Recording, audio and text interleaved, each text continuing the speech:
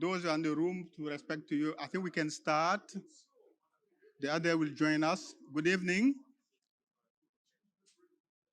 Okay, thank you. Okay, for this plenary session that is titled The Vaccine Wastage and Workforce, we'll have in two parts. The first part will be on wastage, vaccine wastage, and the second part will be facilitated by Johnny Robertson from PATH on the workforce development. It's some intricacy here between these two topics, vaccine wastage and workforce. And then to see, that vaccine wastage is like a bullet in the brain of the vaccination workforce. It impedes the vaccine implementation, the vaccination implementation, affecting coverage. And if it is too high, it impedes the program sustainability. So it is really a tricky concept that the health workers need to really know and own in order just to overcome the fear that may be associated with this.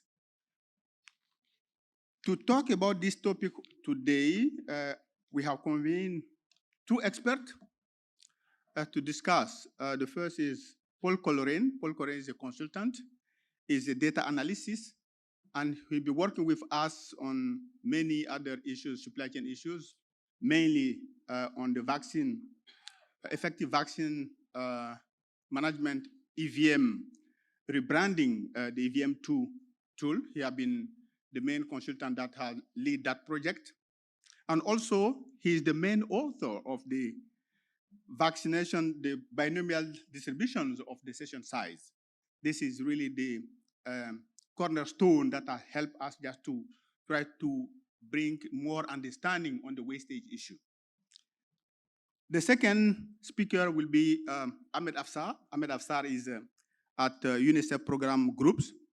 He's a well-known in the area of the supply chain, dealing now with the polio eradication and managing field implementation, and he has really extended experience on this area, and he will talk about today on the wastage related on the NOPV2 implementation.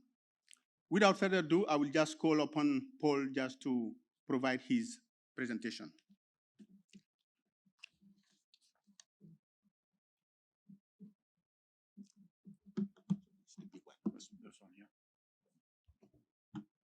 Thank you, Solo. Good afternoon, everyone. Okay, so the questions there, are 50% of vaccines really wasted? Okay, well, according to this particular publication from WHO in 2005, apparently yes. That's the first place we found this claim that 50% of all vaccines in the world are wasted. But there's no source of this number. I think it's just based on lots of anecdotal evidence from lots of experts in the field, and that was made in 2005. Now, WHO also provides what are called indicative wastage rates, right? Countries use these values to forecast their vaccine needs when they do not have reliable vaccine wastage data. Again, these values are informed guesstimates. They're not based on any empirical analysis. So basically, we do not know what global vaccine wastage rates are, and this is not a very good situation. So WHO would like to rectify this situation. Okay, so in the coming months and years, they would like, if at all possible, to report, a bit like with coverage data, to maybe report annually or every couple of years global wastage rates for different vaccines, different vial sizes, with and without multi-dose vial policy, by region, by country. That's the goal, okay? And Solo has asked me to start this analysis. But today, I'll just give you a very brief update on our work so far. So WHO already has in place the data collection efforts to collect the data we need for this. So there's what's called the MI4A initiative. That's Market Information for Access to Vaccines. So this is data that's collected to and to understand demand and pricing, primarily for middle-income countries who self-procure. Okay, so that data collection effort is already in place. I think it's been going for more than 10 years. So that gives us the doses procured data. Okay. There's also, of course, the JRF program. So countries report annually their vaccination schedules, so the number of doses per recipient for each of the vaccines, and also the number of doses administered each year for those vaccines. So those are the data sets that we have and that we can potentially use to calculate vaccine wastage rates. So the vaccine wastage rate is nothing other than 1 minus number of doses administered divided by the number of doses consumed. Okay. Slight complication is that we don't have the denominator there. We don't have the number of doses consumed. We have the number of doses administered from the JRF.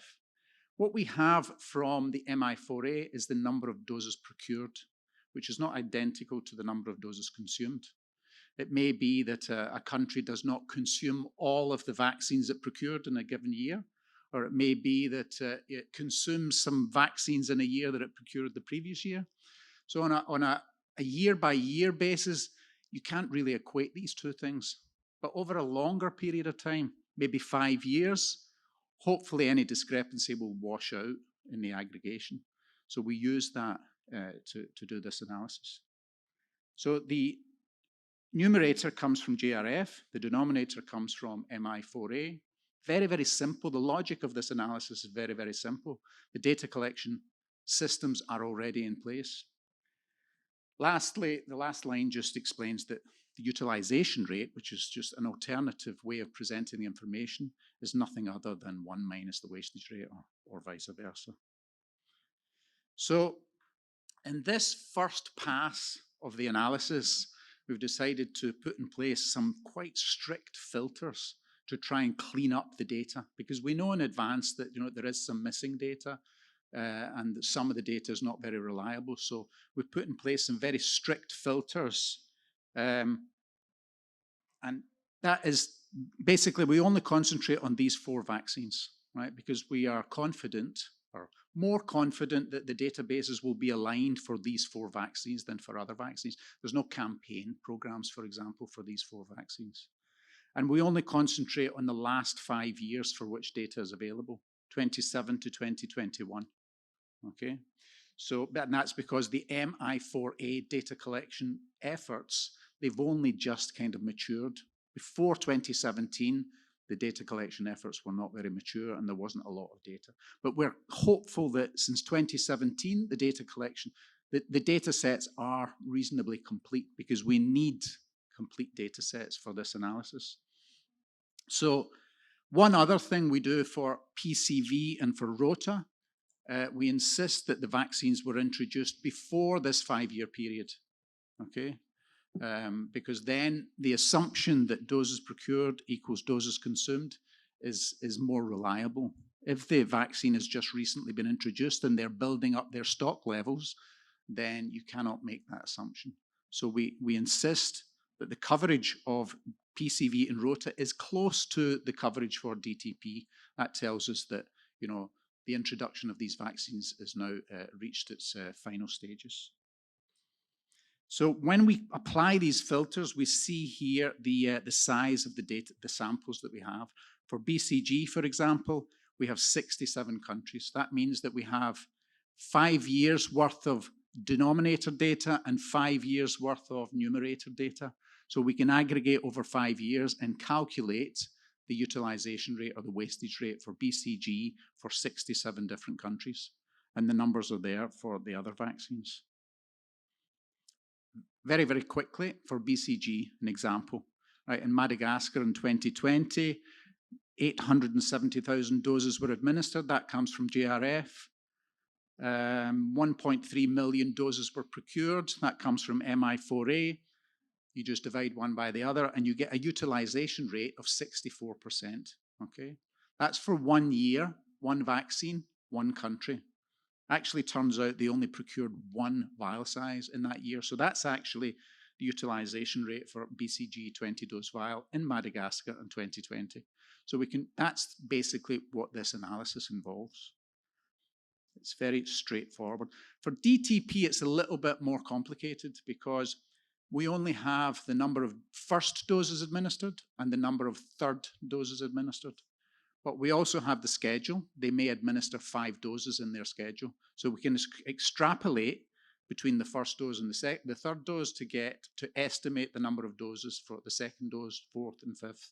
And then we can use that to calculate the total number of doses administered in any year for that particular country. Then you continue the analysis, and for example, for Bolivia in 2018, DTP-containing vaccine utilization rate, 92%. Now, it's a 1-dose vial, so that kind of makes sense. 92% utilization means 8% wastage. So it's a 1-dose vial, so that's closed vial wastage, expiry, temperature damage, breakage, whatever. So that's all there is to this analysis. It's a very, very straightforward analysis, but we believe it's a very important analysis. So when we booked this slot for this plenary, we did anticipate that we would have some wastage rate data to show you. But when we first looked at the data, we realized there are issues with this data set. So I'll show you just one slide, okay? So what you have here is it's called a box and whisker chart. So you can see it's for BCG, DTP, PCV, and ROTA. So let's concentrate on BCG because the data looks quite good for BCG. Well, it makes sense.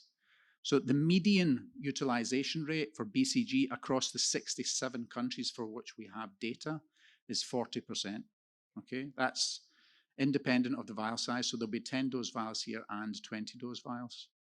So 40%. I think the lowest utilization rate is about 8%, and the highest is above 100%. There's one country with a utilization rate, I think, of about 117%. So that means over a 5-year period, they administered more doses than they procured, right? So there's an issue with the data. I mean, as I said, BCG, the numbers seem quite reasonable. If you look at PCV, for example, we have 5 years of denominator and numerator data for 49 countries for PCV. 25 of those countries have utilization rates above 100%, okay? So at this point, we realized, okay, we can't go much further with this analysis. We need to understand the data and, if possible, fix the data. So what's going wrong? If you have utilization rates higher than 100%, either the numerator's too high or the denominator's too low. So I've spent some time talking to the JRF people, the MI4A people. The culprit is MI4A.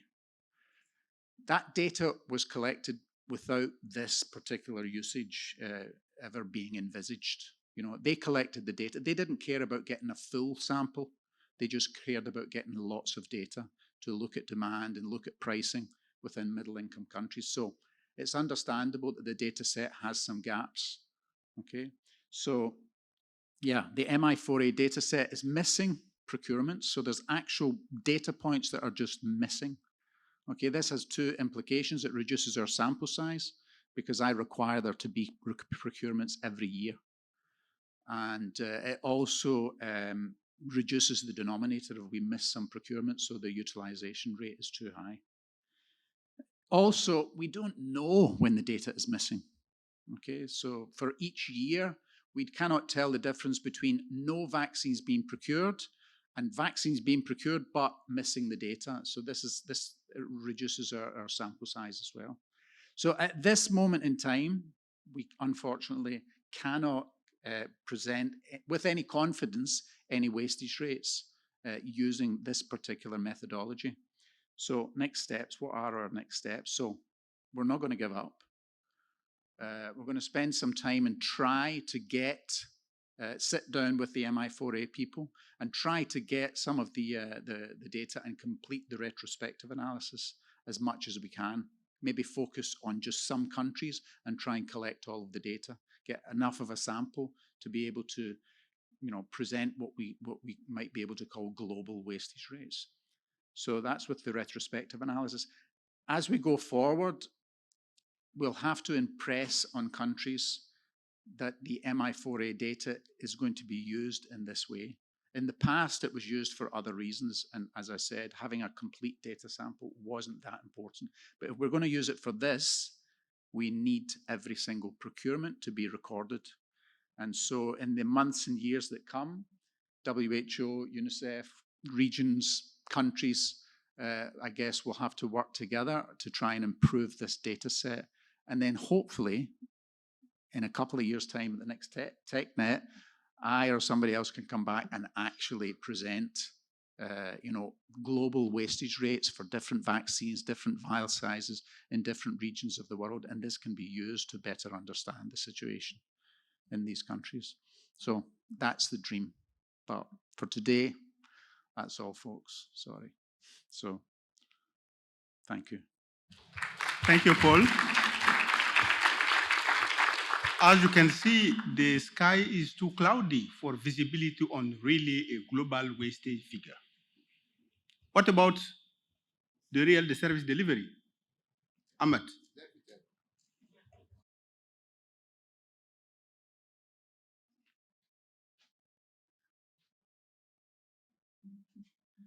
Yeah, they asked me the same question actually.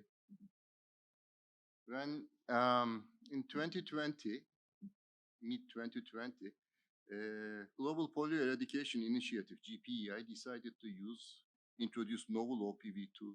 And then at that time, they just asked us to UNICEF, what should we use as the indicative wastage rate? And I don't know. We never used this vaccine. The vaccine came in 50 dose vials. We never used a 50 dose vial vaccine. Nobody knew that actually. And then I don't know what you do when you receive this kind of question about wastage, but what I do is I call Paul. I mean, the easiest thing. And remember, it was 2020, and late 2020, we were all in lockdown. So we were wearing our pajamas and prepare some nice black coffee. And we started to discuss about wastage rate. And we designed the study actually at that time. And the study mainly was just trying to understand what the indicative wastage rate that we should use. And also trying to get some extra information about the session sizes, because it's also important for our planning purposes for the outbreak response activities. And we went through the SOPs, the GPI outbreak response SOPs, and it says that actually it defines the quality campaign there. So minimum, it should be 90% coverage, and you shouldn't miss the same children more than once. So the number of children that missed should be less than 1% in this case. So this is what we try to achieve using the proper wastage rate. So I don't think that actually you guys need to any explanation of what is avoidable wastage rate, what is not, what is unavoidable wastage rate, but we have two types of wastage. Some of them are usually avoidable because of the logistics issues cause them, or sometimes the vaccinators with better training, we can avoid some of these wastage rates. But we also have something that unavoidable. I mean, like the wastage rate, most of the wastage rate is unavoidable, open vial wastage. These are the wastage rates that wastages that when you return the vial to the refrigerator at the end of the day, there is some vial, some doses still in that vial. If you use multi-dose vial policy, it's okay. You can use the remaining doses next day, but in NOPV2 use, GPI recommended not to use multi-dose vial policy.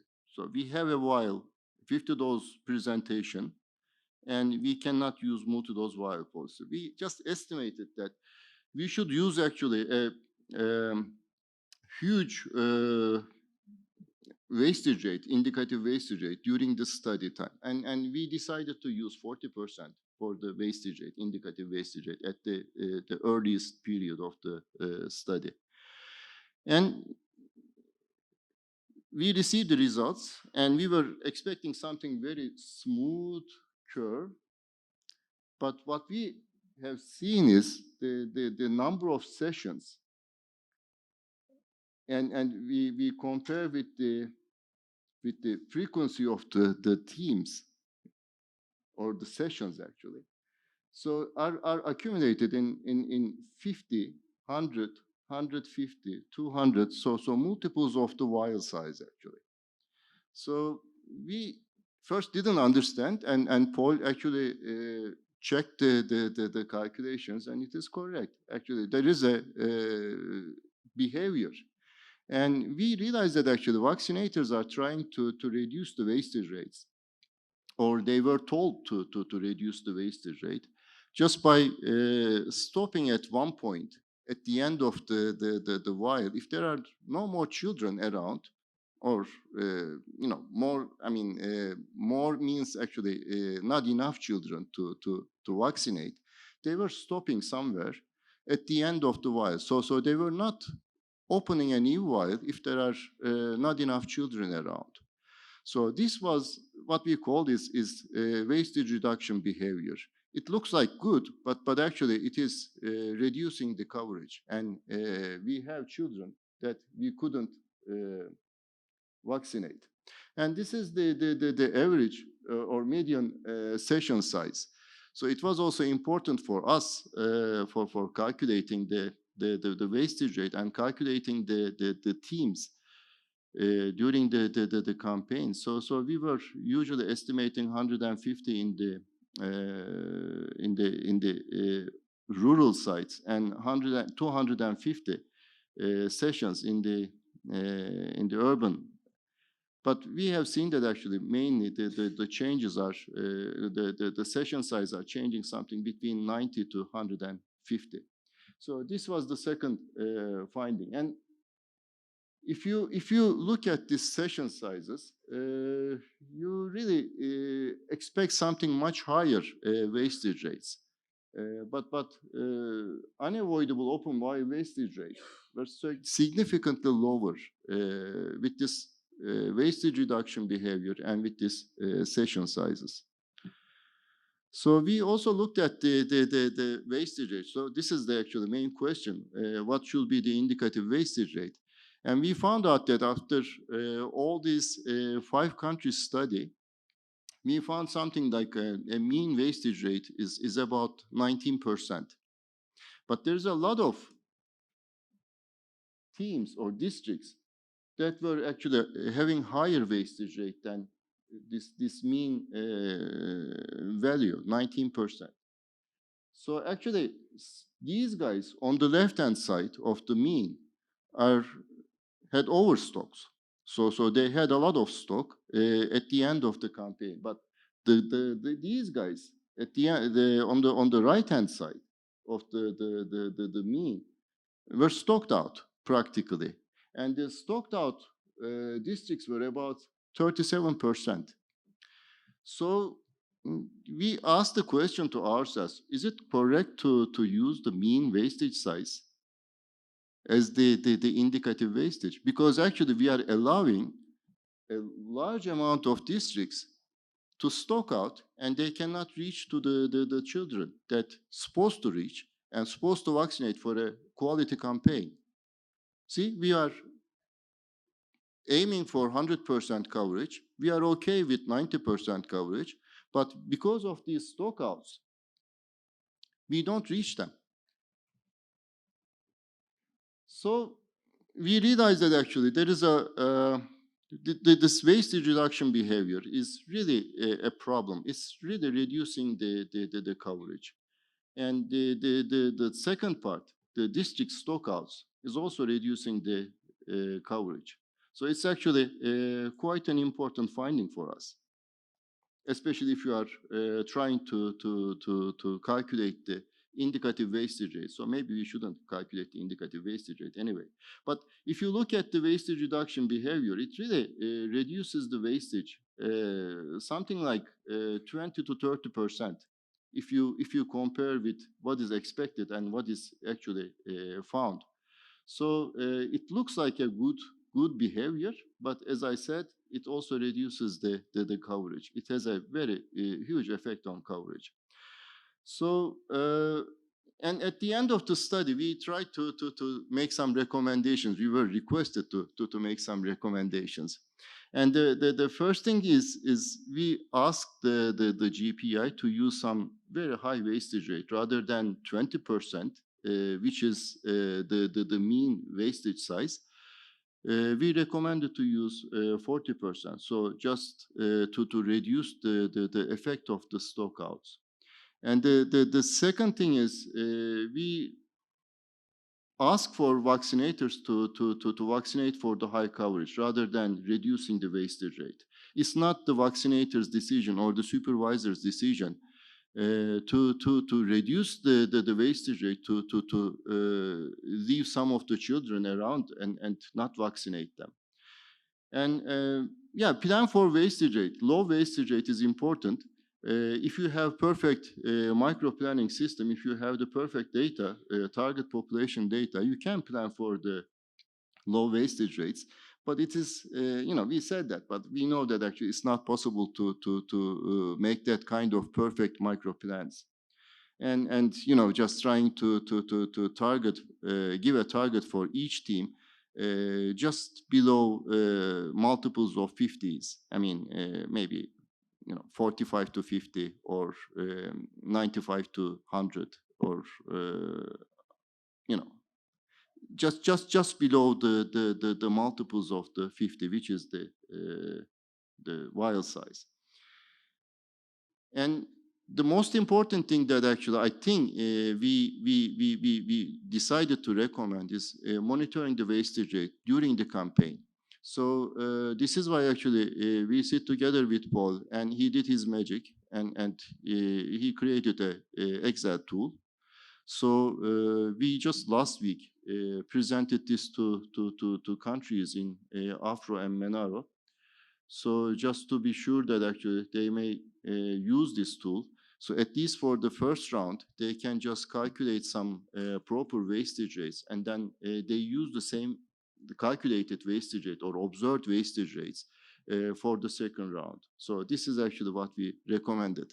And the last thing is actually we recommended GPI to use smaller vial size. It's the logic, but it looks like for pre-qualification reasons and many other stuff, for the next 2 years, we will still continue using this 50-dose vial.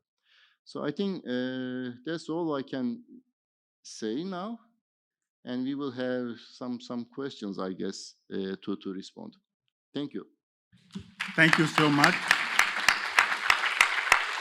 Johnny, I think after these two fascinating, can you borrow with you 5 minutes just to have some discussion point? You have accepted, thank you. Yeah, I think you have listened these two presentation. I think this is, we have 5 minutes, 4 minutes, just for quick questions. We cannot extend because there are other sessions later on. Okay, we are, because I don't see that. Yeah, please. I don't see. Leila, yeah.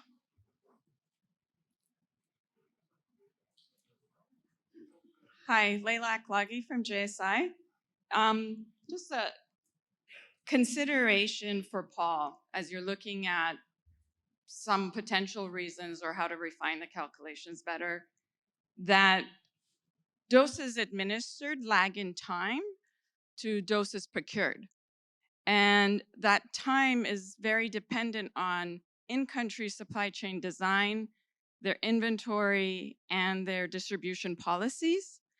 So it will, even though you are summing or 5 years worth of data, it will be always potentially lagging behind for year to year. So it might be a consideration to figure out how to incorporate that lag into your calculations, because you will always be just a little bit off, because you're never going to be the one-to-one timing on those two factors.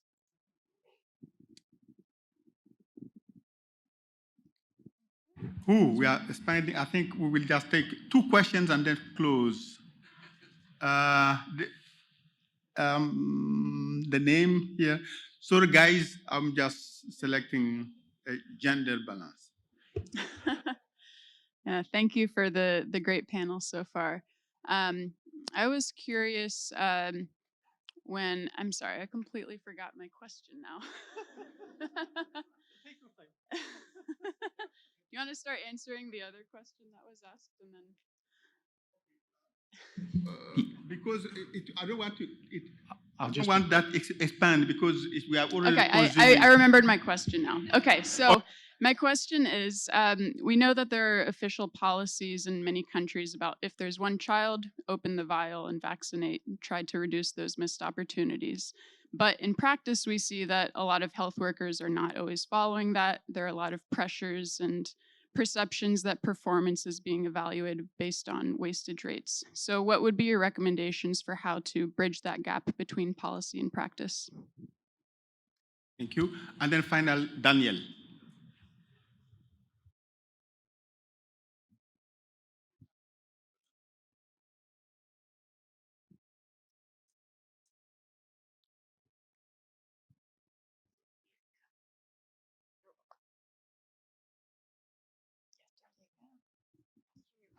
Yeah, thank you so much for excellent presentation. The issue of wastage rate is an issue as old as immunization. And I think it's something that we really need to look at critically and see how that can be resolved. So I have 2 comments, one for Paul and then one for Ahmet. Now for Paul, you know, when you were trying to estimate the wastage rate, global wastage rate, and then you had the challenge around the use of procurement, and then you couldn't get data around what was open for use. I was thinking that the JRF provides an opportunity to capture some of this information. I know on the JRF there's a provision for the type of vaccine that was procured, the formulation, and then the doses that were procured and from which company. We also have on the JRF the number of children that were vaccinated by each of those antigens. What I cannot remember if it is on the JRF, the doses open for use, because the doses open for use might not really, be same as number of children vaccinated. Then we also made, I can't remember if I see the avoidable on open vial, talking about those that were damaged, that were not used, and all of that. So is it something that we can customize on the JRF and see how we can generate all this information that will get to us, and then we'll be able to see how we can estimate this global wastage? And then lastly, to Ahmet, talking about I saw great recommendation around reducing 50 dose vial to 20 dose vial. And I think that also should be extended to BCG. It's related to the last comment that this lady made. You try as much as possible to make them to vaccinate, even if one child. The health worker does not see himself wasting 19 doses or 18 doses. So what do we do? What are the global market thinking around reducing these vials? Okay. Wow. Yeah, very quickly. Yeah, of course there is a lag, and there's different ways to express that lag. The assumption is basically that at the start of the 5-year period and at the end of the 5-year period, the stock balance is the same. Then you can make the assumption. We can talk about it again later if you want. But yeah, it can be handled. It is an assumption. There will always be a discrepancy, but we believe that over a 5-year period, aggregating over many, many countries, the discrepancy will more or less wash out. Statistically, it will just wash out. You want to respond to that? So, yeah, I think there's a policy and practice difference. Yes, I know that. We try to change it by recommending using the monitoring tool, self-assessment, self-monitoring tool. So I think the first thing that we have to do is to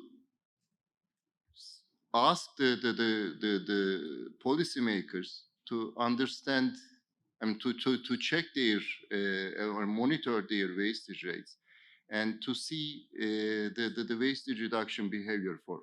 This is the first thing to do, I guess. And then maybe they can just change the KPIs and wastage cannot be a part of the KPIs then. So we started with the GPI. I mean, now we are just preparing our KPI, the performance indicators, and I'm trying to take this wastage rate out of this performance indicator. It's not a part of the performance indicators. So it will change slowly, but I think the most important thing is monitoring and seeing the effect of the wastage reduction behavior. I think this is the first thing, because we were shocked, actually. We never thought about this. And the second thing, just very quickly, the BCG, I mean, 20 dose vial presentation, sometimes it's very hard to make changes, especially if it is a pre-qualified vaccine. To make that kind of vial size change costs a lot. So you have to stop the manufacturing and then reapply for pre-qualification and pay for all of this stuff. I think it doesn't work doing that, so they just continue using 20 dose BCGs, and I think it should be okay. But I'm from polio program, huh? I mean, it's okay for me. Thank you. Let's upload Paul and Ahmed, their exit.